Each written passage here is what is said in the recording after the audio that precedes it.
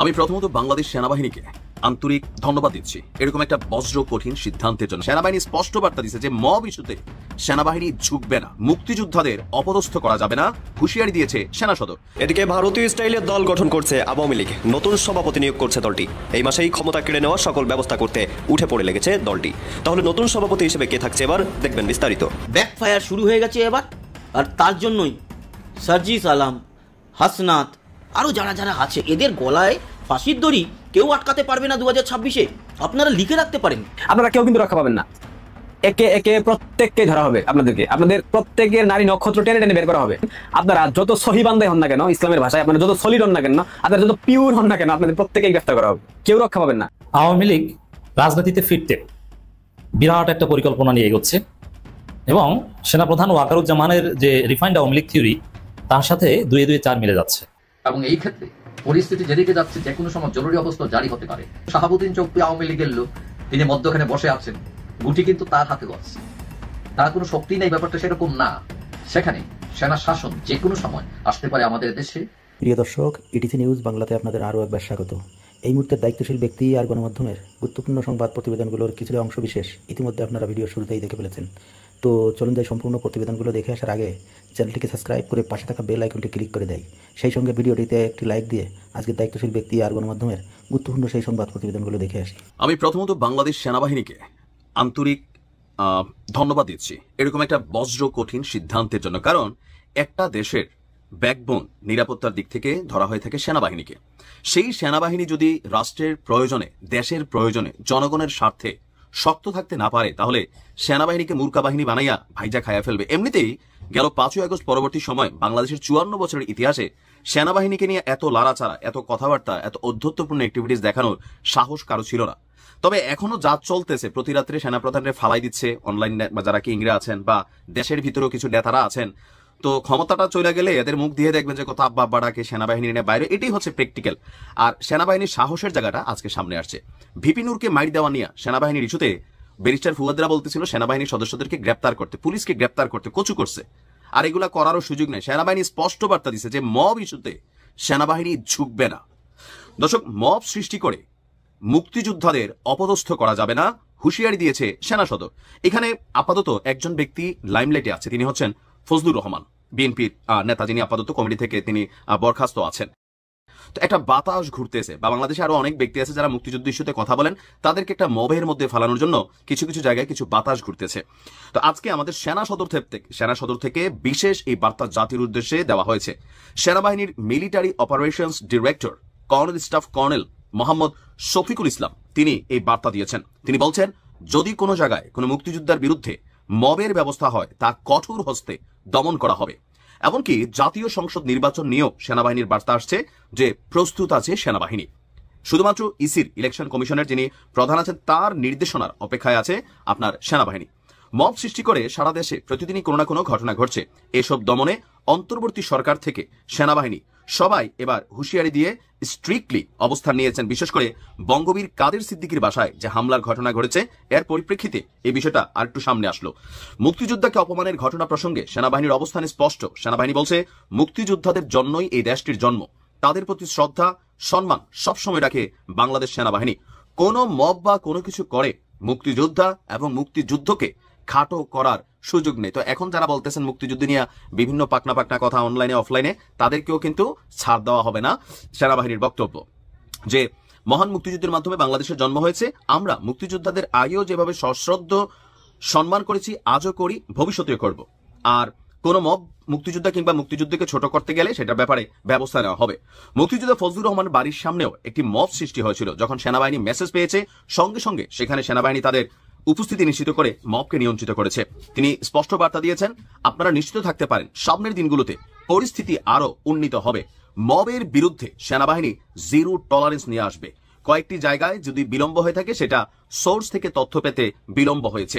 তো সবকিছু মিলিয়ে তিনি বলছেন, আইন শৃঙ্খলা রক্ষা শুধু সেনাবাহিনীর কাজ নয়, সবাইকে এক হয়ে কাজ করতে হবে। সমন্বয়হীনতাও আছে।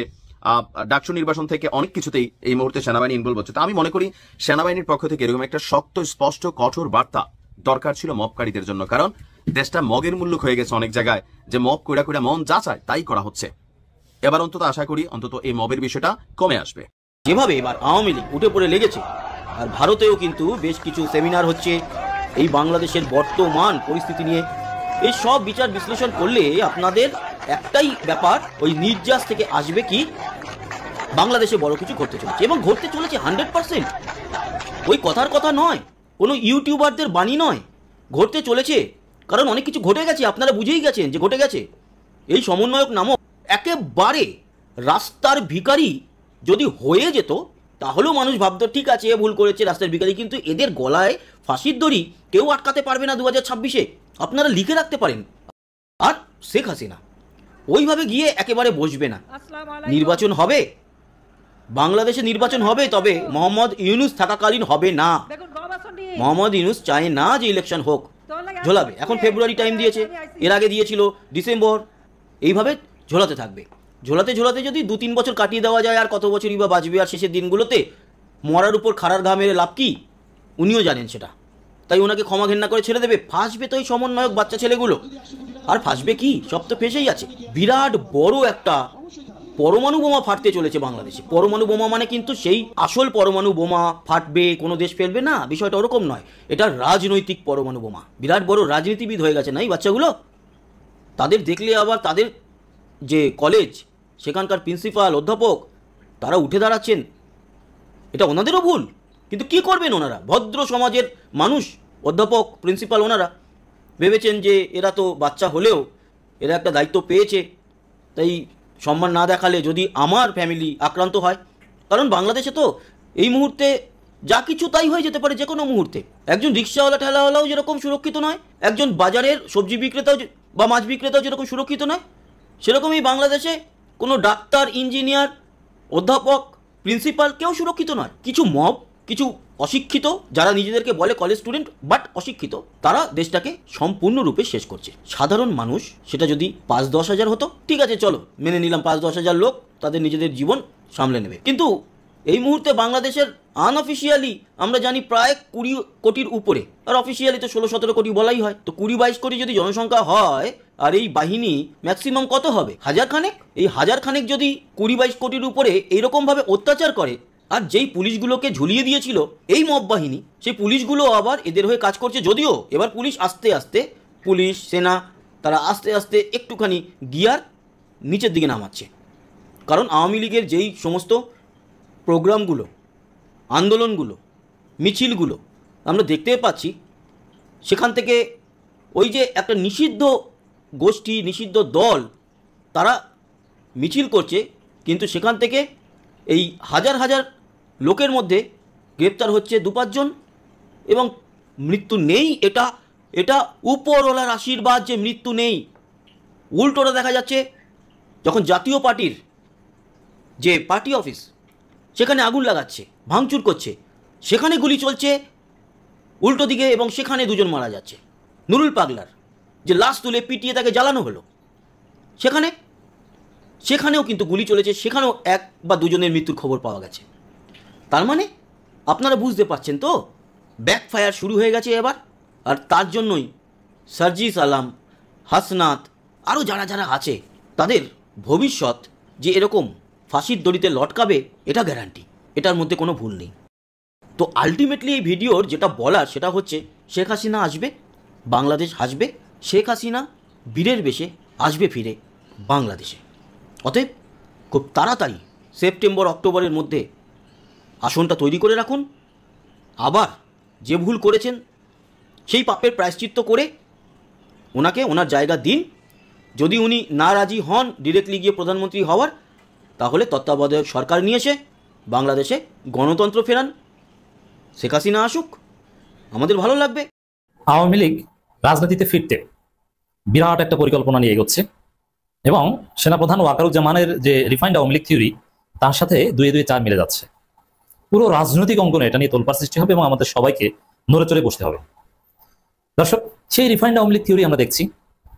বিবিসি একটা রিপোর্ট করেছে, যেটা এক ধরনের তথ্য ফাঁসের মতো।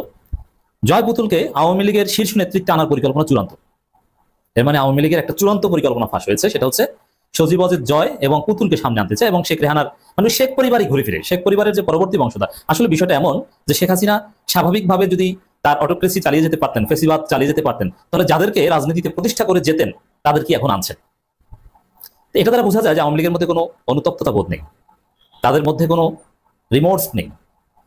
যেই জয় পুতুল, বিশেষ করে সজীব অজিত জয় নেশাখোর, এই ছেলেটা, বখাটের ছেলেটা জুলাইয়ের এই মহান বিপ্লবকে কত নিকৃষ্ট ভাষা সম্বোধন করেছে আপনারা জানেন কিছুদিন আগে, 5 আগস্টের ফেসবুক পোস্ট দেখেছেন আপনারা।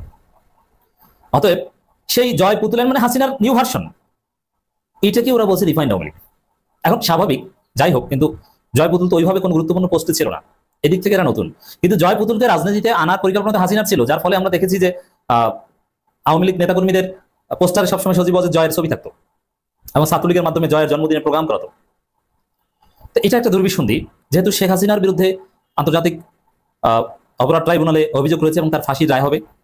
ইন্টারন্যাশনালি হাসিনা একজন ভয়ানক ক্রিমিনাল হিসেবে প্রতিষ্ঠিত হয়ে গেছেন, গণহত্যাকারী হিসেবে প্রতিষ্ঠিত হয়ে গেছেন বিবিসির রিপোর্টে, আল জাজিরা রিপোর্টে, জাতিসংঘের প্রতিবেদনে, এবার রাজসাক্ষীও এসেছে। এজন্য হাসিনার রাজনীতিতে ফেরার কোনো সুযোগ নেই, যার ফলে এখন এই জয় পুতুলকে সামনে আনছে। এবং জয় পুতুলকে সামনে আনছে কেন, কারা বলছে যে সামনে আনেন? ইন্টারন্যাশনালিও স্বাভাবিকভাবে ইন্টারন্যাশনাল কমিউনিটি কেউ নিষিদ্ধের রাজনীতিতে বিশ্বাস করে না, জাতিসংঘ, যুক্তরাষ্ট্র, যুক্তরাজ্য, ইউরোপিয়ান কেউ নিষিদ্ধের রাজনীতিতে বিশ্বাস করে না। নিষিদ্ধের রাজনীতি এটা ইউরোপ আমেরিকার ফিলোসফিতে যায় না, বিশেষ করে বর্তমান ফিলোসফিতে। তাতে যত বড়ই অপরাধ করুক, বরং অপরাধের বিচার হবে, কিন্তু নিষিদ্ধ করা যাবে না। এটা হচ্ছে জাতিসংঘেরও একটা নীতি। এখন এটা এই ওয়াকার বাহিনী বা এমনকি বিএনপিও চায় যে এরা রাজনীতিতে আসুক। বিএনপি, ওয়াকার, তাদের সিগন্যাল থাকতে পারে যে আপনারা একটা রিফাইন্ড কমিটি গঠন করে রাজনীতিতে আসেন। তাদের বিরুদ্ধে তো আর মানবতা বিরোধী অপরাধের অভিযোগ নেই। অ্যাটলিস্ট জয় পুতুলের বিরুদ্ধে যতই গালাগালি থাকুক, গণহত্যার অভিযোগ তো তাদের বিরুদ্ধে নেই। তারা আসুক, সমস্যা কি? এটা একটা মহাপরিকল্পনা। তো এই জায়গায় জনগণকে চূড়ান্ত সিদ্ধান্ত দিতে হবে যে আওয়ামী লীগ যে ফরম্যাটে আসুক, আওয়ামী লীগের নামে মুজিববাদী কোনো রাজনীতি বাংলাদেশে চলবে না। আওয়ামী লীগের লোকজনকে অন্য দলে যাওয়ার সুযোগ করে দিতে হবে। আওয়ামী লীগ পুনর্বাসন না, এই বিষয়ে একমত হতে হবে সব দলকে যে আওয়ামী লীগ বলতে কোনো দল বাংলাদেশে আর কোনোদিন আসবে না। যেরকম হিটলারের ফ্যাসিস্ট পার্টি, মুসলিনের নাজি পার্টি কখনো তাদের দেশে সেই জার্মানি আর ইতালিতে আসতে পারে না, ওরকম আওয়ামী লীগ আসতে পারে না। তবে এই দলের অনুসারীরা যারা ফৌজদারি অপরাধের অভিযুক্ত নয়, তারা বিএনপি করতে পারবে, জামাত করতে পারবে, এনসিপি করতে পারবে। এটা উন্মুক্ত করে দেওয়া উচিত। এই ক্ষেত্রে একে অপরের বিরুদ্ধে ট্যাগিং বন্ধ করা উচিত। দ্রুত বিএনপি, জামাত, এনসিপি আপনারা আওয়ামী লীগের লোকজনকে ভাগ করে নেন, নইলে আওয়ামী লীগ গোপনে গোপনে সংগঠিত হওয়ার চেষ্টা করবেই, আর রাষ্ট্রের নিষেধাজ্ঞা তো আছে, বিচারের রায় তো আসবেই। এটা হচ্ছে আমাদের জরুরি করণীয়। এছাড়া আওয়ামী লীগের ফেরা ঠেকানো কঠিন হয়ে যাবে। আর দ্বিতীয় কথা হচ্ছে জয় পুতুল, ববি আরো অনেককে নিয়ে পরিকল্পনা আছে। এখানে দেখেন ওই ভারতের অনুসরণ এটা থেকে আর বের হতে পারছে না, এটা সম্ভব হবে না, জনগণ এটা গ্রহণ করবে না। এগুলো আমরা প্রতিহত করবো, কিন্তু এই পরিকল্পনাগুলো তারা কিভাবে এগোচ্ছে এগুলো জনগণকে জানাতে হবে, যার ফলে জনগণ এগুলো রেমেডি খুঁজে পায়। এবং যারা আওয়ামী লীগের মধ্যে একটা অংশ আছে যারা শেখ পরিবারের মধ্য থেকে আর নেতৃত্ব চান না, যে আওয়ামী লীগ হবে শেখ পরিবার মুক্ত, যে দো ইটস ভেরি টাফ, বাট এরকম একটা অংশ আছে, তরুণ বা সাবেক ছাত্রলীগের একটা অংশ শেখ পরিবারের প্রতি চরম বিরক্ত। শেখ পরিবারের সিন্ডিকেটের ফলে অনেক ত্যাগী ছাত্রলীগ নেতা বঞ্চিত হয়েছেন, তারা ক্ষুব্ধ। তো এই জায়গায় শেখ পরিবার মুক্ত কোনো একটা আওয়ামী লীগ ঘোষণার উদ্যোগ কেউ নিতে পারে, এবং সোহেল তাজদের মাধ্যমে এই শেখ মুজিবীয় যে ন্যারেটিভ মুক্তিযুদ্ধের, তার বিকল্প একটা ন্যারেটিভ নির্মাণের উদ্যোগ গ্রহণ করা হতে পারে। দেখেন আওয়ামী লীগকে একদম নিশ্চিহ্ন করা এটা এত সহজ না, কারণ বাংলাদেশে বিএনপি ছিল কিংস পার্টি, আর আওয়ামী লীগ হচ্ছে একদম গণমানুষের দল, ছিল রুট লেভেল থেকে উঠে আসা, সংগ্রাম করে উঠে আসা দল। কিন্তু সেই আওয়ামী লীগ এখন সন্ত্রাস হয়েছে, রাজনীতির অযোগ্য হয়েছে। ইতিহাসে তাদের যতই কন্ট্রিবিউশন থাকুক, এই মুক্তিযুদ্ধ হয়েছে আওয়ামী লীগের নেতৃত্বে এবং তাদের মাধ্যমে, এটা অস্বীকার করার কোনো সুযোগ নেই। এই বলে তাদের অপকর্ম, সন্ত্রাস, গণহত্যা, যে কারণে রাজনীতি তারা অযোগ্য হয়ে পড়েছে, এই জায়গায় ছাড় দেওয়ার কোনো সুযোগ নেই। কিন্তু মনে রাখতে হবে যে বিএনপিকে নিশ্চিহ্ন করা সহজ, কিন্তু আওয়ামী লীগকে নিশ্চিহ্ন করা অনেক কঠিন। প্রকৃত গণমানুষের দল বাংলাদেশে আওয়ামী লীগ এবং জামাত ইসলামী, এরা একজন দাওয়াতি কাজ করে এই দল গঠন করেছে, বিএনপির মতো কিংস পার্টি না। তো দর্শক, এই যে জয় পুতুল, ববি, শেখ রেহানা, শেখ হাসিনা পর্দার অন্তরে ভূমিকা পালন করবে, নতুন যে উদ্যোগ, এগুলোর বিরুদ্ধে পুরো জাতিকে নড়ে চড়ে বসতে হবে। আমাদের জরুরি সিদ্ধান্ত নিতে হবে, কোনো ফর্মে আওয়ামী লীগকে আসতে দেওয়া যাবে না। এবং আওয়ামী লীগের এই নতুন যে চূড়ান্ত সিদ্ধান্ত, এর পেছনে ওয়াকারের ইঙ্গিত থাকতে পারে।